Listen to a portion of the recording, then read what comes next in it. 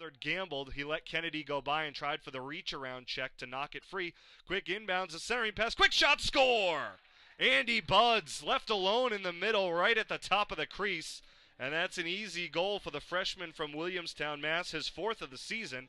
And he ties it up 1-1 with 7:21 to go in the first quarter. Andy Buds with the only goal for St. A's. We've not seen too much from their lead attack duo of me and Kennedy. They've had the ball a fair amount. Not a whole lot of shots, though, coming from their direction.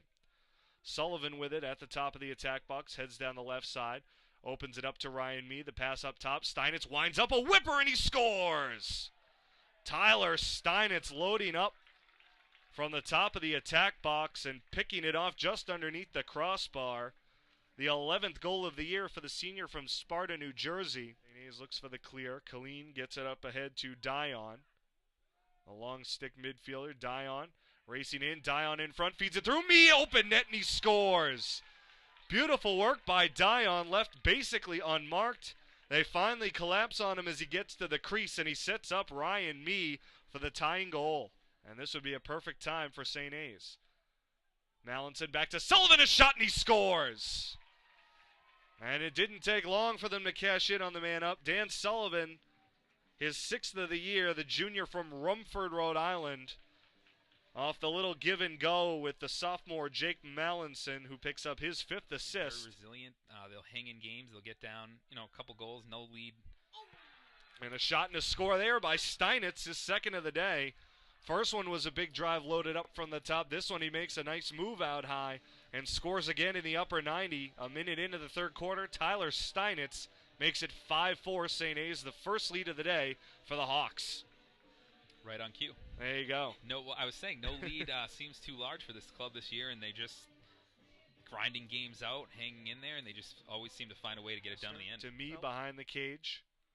Coming down in front on the cut through. Peters the shot and he scores. Nice off the ball cut by James Peters, and Ryan Mee sets him up for the goal. 10th assist on the year for Ryan Mee, and it's now a 6-4 lead for St. A's. Ryan Mee just seeming to be in every play this year, just whether it's setting people up or finding the back of the net, he's been a spark plug. And now Mallinson runs it all the way around the box, reversing direction. Messner to Kennedy. Ryan Mee once again. Mee on the attack. Mee swings through a couple defenders. A shot and a score. Oh, a terrific individual effort by Ryan Mee. His 2nd goal of the game, and the Hawks go back up to 7-5 with 5:42 to play in the third. Unbelievable patience there from Ryan Mee. Kind of just held and kept holding until he saw an opening and took his shot and scored. And as long as they get it going in the end. Now, very patient here on the offensive end, and they have that luxury now with the lead, and they can force St. Rose maybe to take some more chances. Murphy with a nice pass, finding Alex Vinciguerra. Haven't seen much of him today outside. A quick shot and a score by Peters, his 2nd of the day. Off the assist from Vinciguerra, his 3rd of the year, and the senior from Canton, Mass. Gets the props from Peters on his 2nd goal of the day. 8-5 now, St. A's, with 3:15 to go in the third. Back over to St. Rose, and the good defensive play by Steinitz pretty much goes for naught. Obviously, Mee and Kennedy. Messner a steal, centering pass and a score. Alex Vinciguerra pays the price but scores it anyway. His 2nd of the year. Another turnover by St. Rose that time, and Vinciguerra makes him pay. The assist from Messner.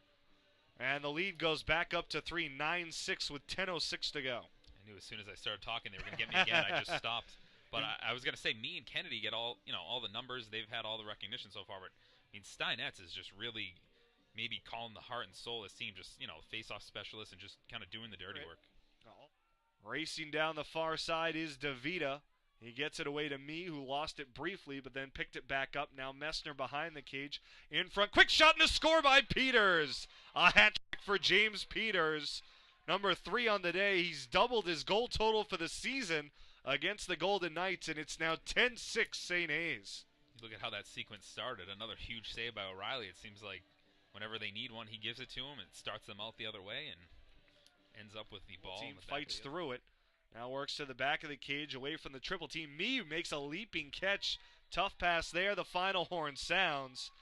And the Saint Anselm Hawks make it 8 in a row. The program record keeps adding game by game. 8 straight wins now for Saint Anselm. And the number 9 team in the country knocks off a very talented but young team in the St. Rose Golden Knights. The final score, Hawks 10, Golden Knights 6. We're here with James Peters after today's victory over the College of St. Rose. James, 3 goals today. Talk to us about that. Yeah, I mean, it was just a good team effort. You know, again, the defense kept us in it.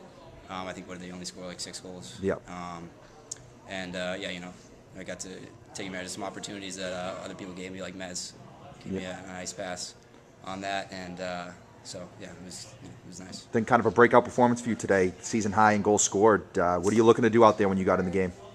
Just take advantage of opportunities. You know, there were a couple times that they were sloppy on defense, and I got to be open on a few shots and just took advantage. We're here with men's lacrosse coach Steve Gaudreau after today's victory over the College of St. Rose. Coach, talk to us about your team's performance today. Another good game for us. You know, we didn't start out have nearly the start that we wanted.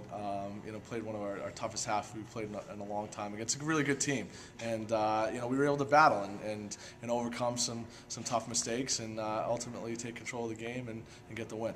Another solid defensive effort out there. You're not allowing a lot of goals. That seems to be your team strategy this year. Yeah, I mean, it helps in a game when, you know, we're struggling to figure things out, that our defense holds solid. And, you know, first half we were tested. They have some players that really put us to the test, and we adjusted. We answered the bell, and again, offensively we had a nice run there in the third and fourth quarters to really take control and create some separation. And then you have Franklin Pierce coming to town under the lights here at Grappone Stadium coming up. Talk to us a little about what you expect from them. You know, they're a much improved team, and they're in the hunt just like everybody else, and they've played a lot of teams close, had some really good wins, well coached, and you know, we're really excited. We think again it's the next step for us. Any 10-game Saturday night, we're excited.